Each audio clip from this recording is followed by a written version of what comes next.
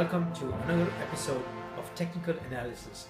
Today, we take a look at Australian run machine Steve Smith, and we here at Cricket Insights have spotted a minor change in his technique that has resulted in him not being as prolific a player he was in the South Africa series that he was previously. For more on that, it's over to Dan. Yeah, thanks, John. Just going to look at Steve Smith from the first Ashes test in November in Brisbane, right through to the second test in South Africa in Port Elizabeth. Just look at his body shape mainly and the changes he's made. So let's take a look. Just going to look at how Steve Smith's movements and body shape have changed as the summer went on, starting in November during the Brisbane test against England to the second test against South Africa in Port Elizabeth. We'll give a reason as to why it may have changed and the role England may have played in helping South Africa keep Steve Smith to a low-scoring series. Firstly, we can see Smith here in Brisbane. Looking at his back and across, we can see that his toe ends up on off stump, so his back and across is not over-exaggerated at this stage. Also, he is quite square on. Now this will change as the series goes on, and here he plays this bouncer quite easily.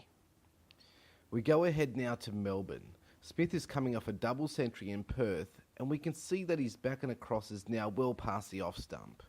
To be fair, it had been going past the off stump even in Brisbane.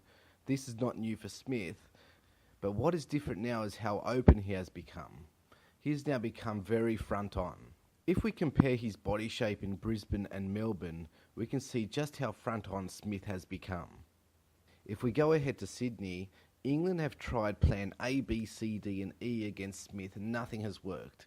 Finally, plan F consists of going around the wicket and bowling the ball wide of off stump, with the occasional full ball at leg stump. Smith's back and across is more and more exaggerated as he continues his great summer.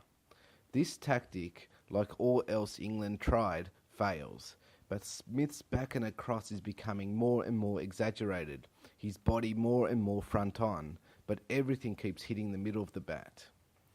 Finally, now we go ahead to South Africa and the second test in Port Elizabeth. Now Smith's big back and across is now consistently going well past the off stump. His body shape is very open and front on. This has become the norm for him. Let's check out this delivery. That might be out LBW. So comparing Smith from Brisbane to Port Elizabeth, we can see his back and across has become more and more exaggerated. He was definitely consistently more side on in November in Brisbane, but England's tactics and his increasing confidence and counter-attack to their tactics saw him go more and more front on. This was exposed by the excellent South African attack, as Smith's form suffered even before the ball tampering incident. Just to show one last bit of evidence, this is Smith against the same bowler Rabada in the first test against South Africa in November 2016 in Perth. Smith's back and across is significant, but he's a lot squarer in body position. It may have felt quite normal for Smith going back and across, but his exaggerated movements look like they may have gone past the point of effectiveness as the summer has gone on. England's lack of success against him may well have contributed to South Africa's success against the Australian batsman. Well, that's our take on Steve Smith's recent drop in form, and it's something that he can take a look at and maybe work on over the next 1 year as he makes his way back into international cricket.